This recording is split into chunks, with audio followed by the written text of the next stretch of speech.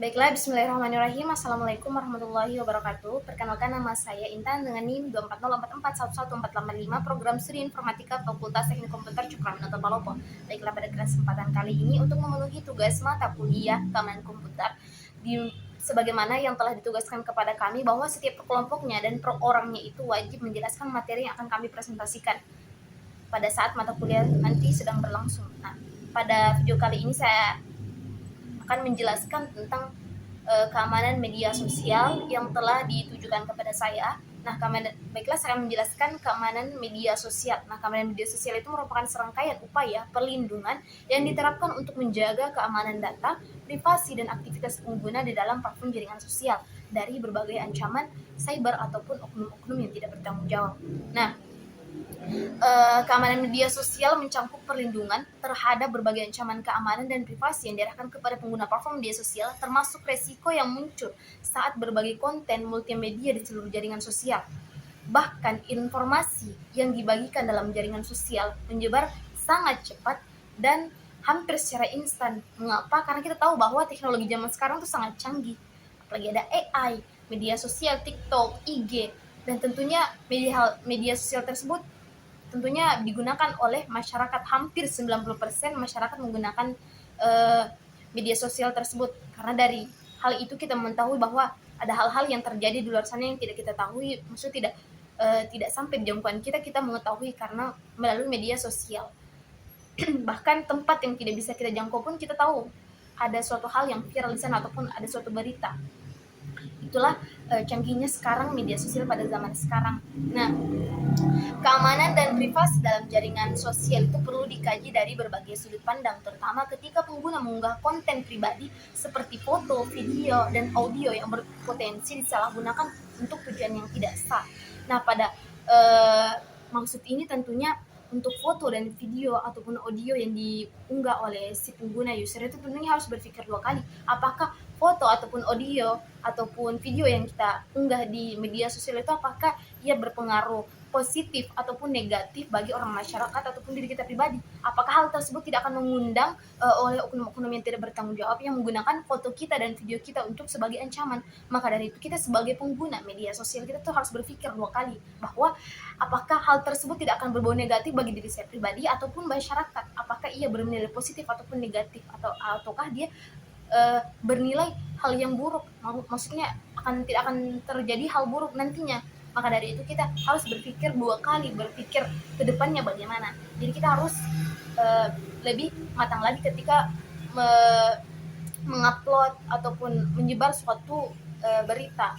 Apakah hal tersebut memang benar-benar nyata ataupun tidak, karena pasti akan berpengaruh bagi diri kita pribadi. Jangan sampai itu menjadi ancaman bagi kita.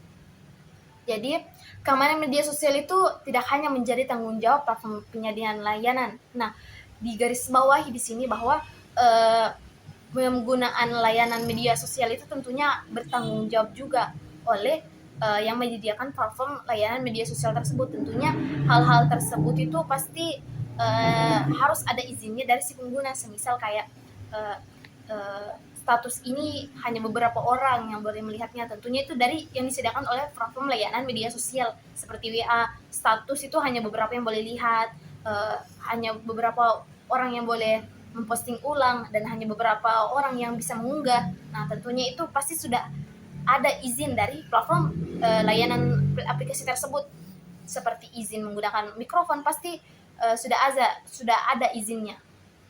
Nah, maka dari itu tentunya yang bertanggung jawab ya layanan yang menyediakan media sosial. Nah, tetapi juga menjadi kewajiban aktif bagi pengguna dalam menjaga informasi pribadinya. Nah, yang digarisbawahi di sini adalah user, si pengguna media sosial. Tentunya dari kita pribadi bagaimana cara kita menjaga data kita, privasi kita, itu semuanya tergantung dari kita. Dari hal-hal yang kita unggah, foto, video ataupun audio itu tergantung dari kita.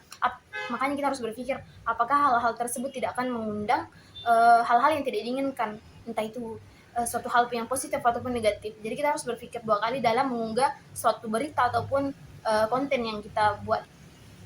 Nah, lebih jauh, ancaman cyber yang dalam platform media sosial sangatlah beragam, mencakup kehilangan produktivitas, cyberbullying, stalking, pencurian identitas, kerusakan reputasi pribadi, kebocoran data, perangkat lunak yang berbahaya, gangguan layanan, peretasan hingga akses tidak sah terhadap akun media sosial pengguna. Jadi dalam segi apapun itu media sosial itu banyak ancaman ya ketika kita gunakan media sosial. Makanya kalau dipikir-pikir itu media sosial tuh terkadang ada ia berbau negatif ataupun positif. Terkadang ketika kita mungkin salah dalam menggunakan media sosial itu pasti ada suatu hal yang membuat hal-hal menurut kita itu berbau negatif. Seperti media sosial itu akan menjadi bahan bullying kita ketika kita mengupload video, pasti akan ada komentar hal-hal negatif dan tentunya itu akan mengancam fisik kita, mental kita. Maka dari itu kita harus berpikir untuk menjaga privasi kita dan tentunya identitas kita tidak diambil oleh oknum-oknum yang tidak bertanggung jawab, seperti halnya judi online. Ketika kita mengupload identifikasi kita, foto kita, tiba-tiba ada misal kayak judi online menggunakan identitas kita, tiba-tiba ada oknum yang tidak yang berkaitan dengan judi online tersebut, dia mengirimkan pesan kepada kita bahwa Anda telah meminjam sekian-sekian, padahal sebelumnya kita tidak pernah apa-apa dengan judi online.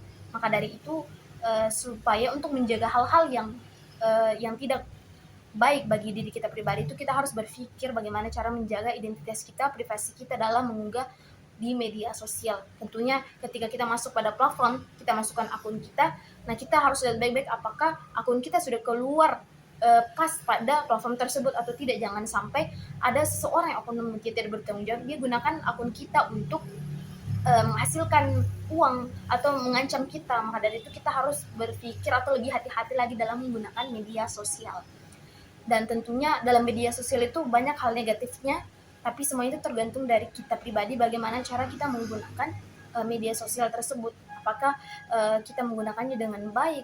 Jangan sampai kita menggunakan media sosial itu sebagai bahan yang hal-hal yang tidak boleh ditiru, apalagi anak-anak yang di bawah umur, yang bahkan umur 6 tahun, 5 tahun, 7 tahun itu dia sudah tahu menggunakan media sosial untuk hal-hal yang tidak boleh dipertontonkan. Maka dari itu semuanya tergantung dari si pengguna dan tentunya orang tua masing-masing bagaimana ia menjaga anak-anak mereka dari hal-hal yang berbau negatif di media sosial. Tentunya harus dibatasi, terutama kita sebagai konten, mungkin kita sebagai semisal kita yang jadi konten kreator itu harus berpikir apakah konten tersebut berbau positif atau negatif, karena pasti bukan hanya kita yang menonton, pasti anak-anak yang di bawah umur pun sudah tahu bagaimana menggunakan media sosial. Apalagi yang di zaman sekarang, anak-anak umur 7 tahun, 6 tahun itu sudah tahu TikTok, bacakan apalah, karena yang ia tahu ya dia lihat di media sosial. Maka dari itu kita sebagai pengguna media sosial itu harus bertanggung jawab. Kita harus berpikir apakah konten tersebut tidak berpengaruh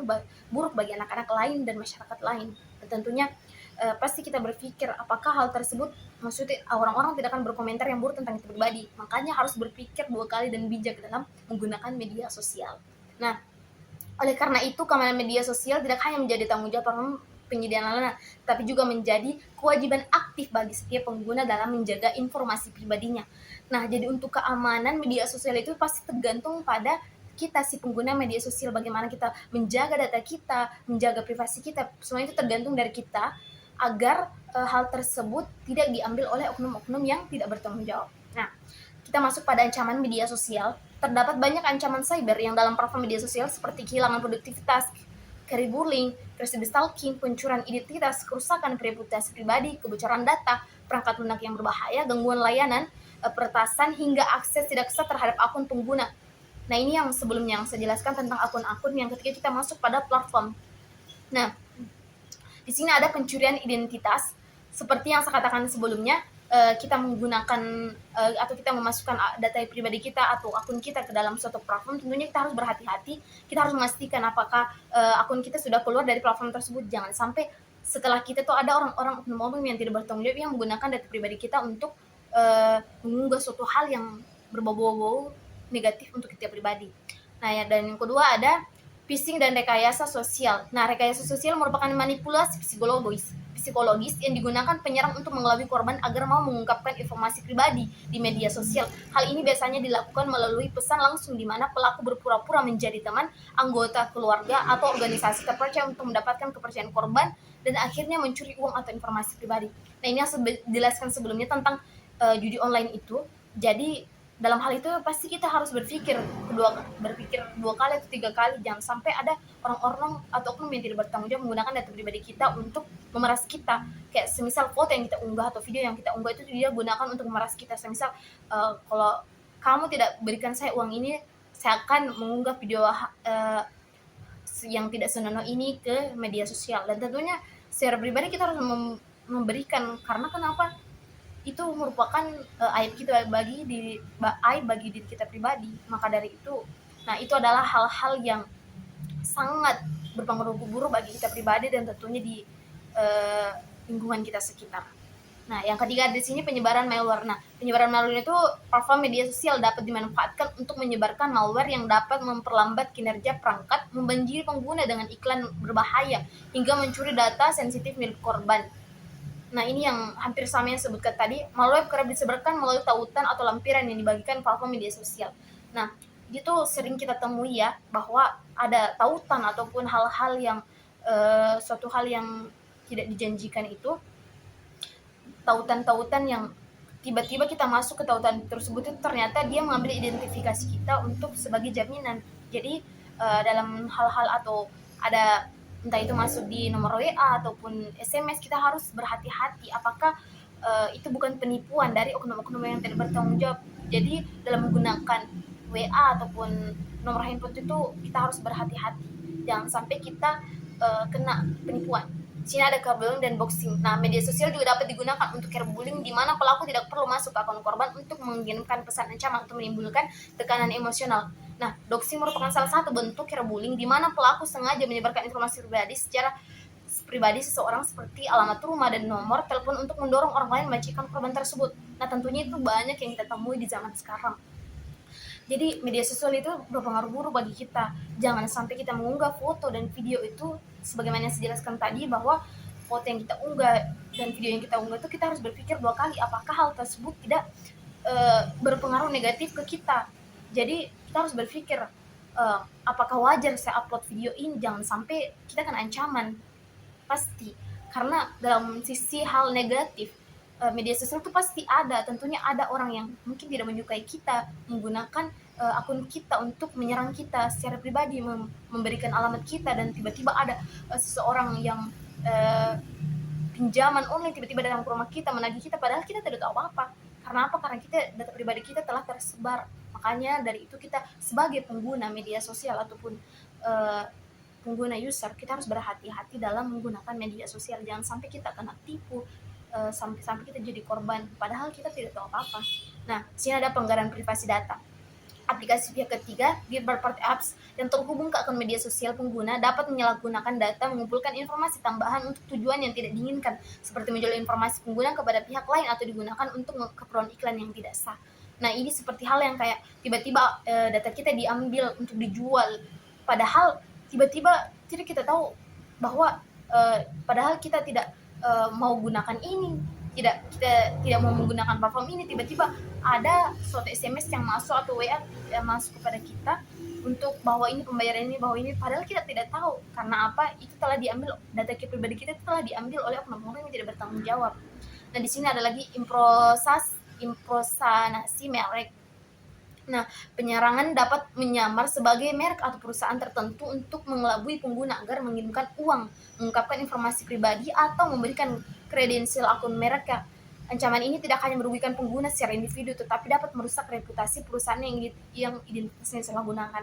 Mungkin seperti ada tiba-tiba suatu iklan ataupun suatu merek yang bahwa merek mereka bagus, brand mereka bagus, padahal itu adalah penipuan. Dan tiba-tiba kita telah mengirim uang sekitar 5 juta, 10 juta, ternyata kita telah dikelabui oleh orang yang menyamar sebagai brand-brand, padahal mereka itu tidak sah dalam pemerintahan ataupun kemasyarakatan.